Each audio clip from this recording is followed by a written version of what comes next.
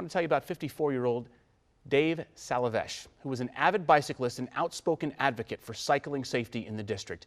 And he was killed last month on his bike, hit by a stolen minivan that was speeding down Florida Avenue, trying to get away from the cops. Over the weekend, a memorial to Salavesh was destroyed. The so-called ghost bike placed at the intersection of Florida Avenue and 12th Street got hit by an SUV. The driver fled the scene.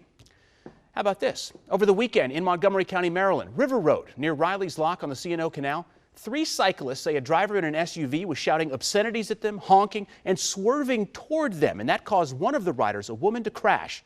She's in the hospital right now with a head injury and some broken bones. I want to introduce my guest tonight. Greg Billing is the executive director of the Washington Area Bicyclists Association. I want to start by telling everyone at home who's watching that I am not objective about this issue.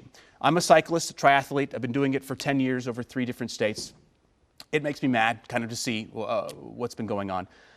What can we do to bring harmony together between cyclists and drivers? Well, I think there is harmony, and I think that's important, that we recognize that everybody who uses the roads deserve to be safe.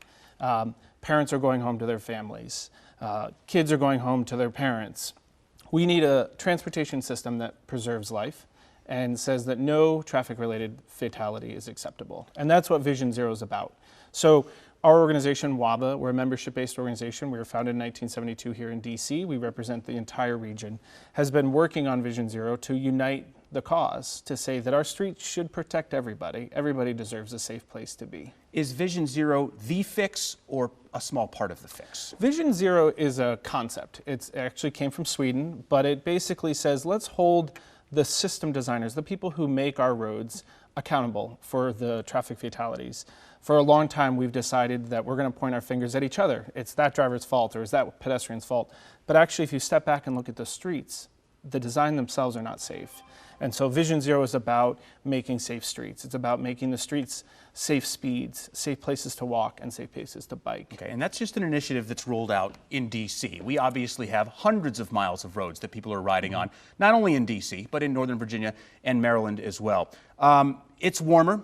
There's going to be a lot more riders out there. I want to share a meme that was posted by a restaurant in Frederick. This says, when it's almost summer and all the annoying creatures are showing up, drop the graphic. You got flies, mosquitoes, big bugs, and cyclists. They took it down. They issued kind of a half-hearted apology. This really heated some people up when they saw this. And a lot of people share this view that cyclists are an annoyance on the roads. I find from my experience that a lot of people, most people, 99% of people are patient, but it's that 1%. I'm scared as hell sometimes when I go out on the road and ride.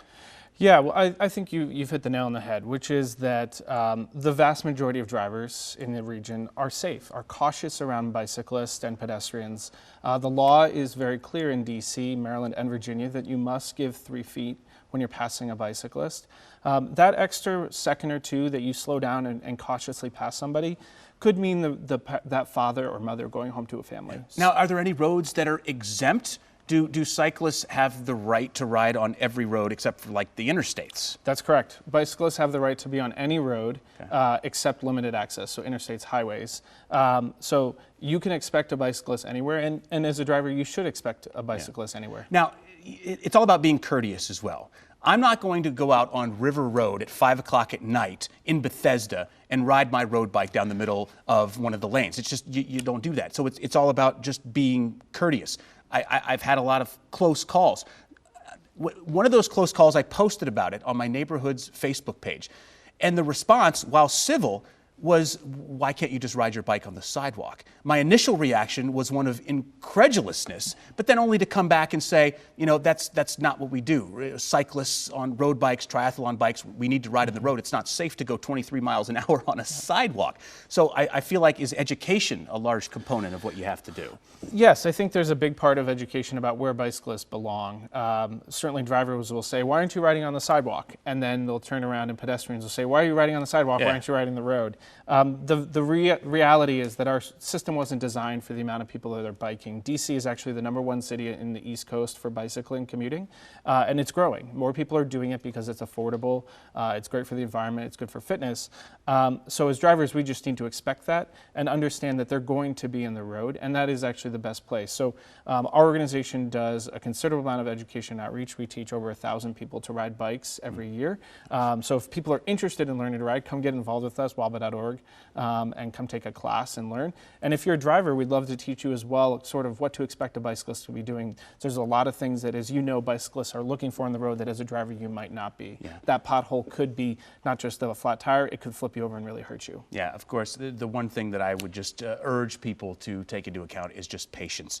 If it's just going to take a few more seconds to get around somebody, just slow down and be patient. Because like you said, we all want to get home to our families at the end of the day. Absolutely. Greg Billing, thanks so much for coming Thank in you. and talking with us.